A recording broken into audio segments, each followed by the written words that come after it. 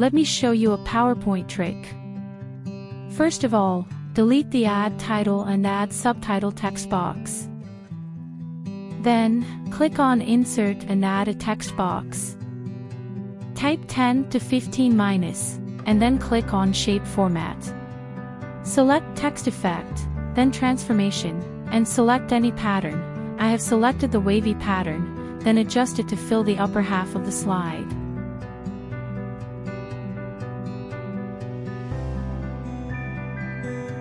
Now left-click on the text, and select Format Text Effect. There, went for Text option, then Text Fill, and select Picture or Texture Fill. Now, you can simply insert any picture from your system.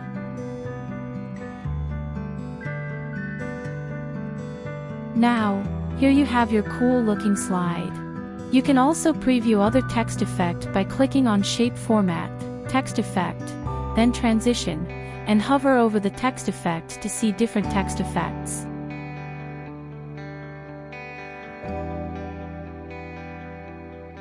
Select the best text effect of your choice, and add the title of your slide down there.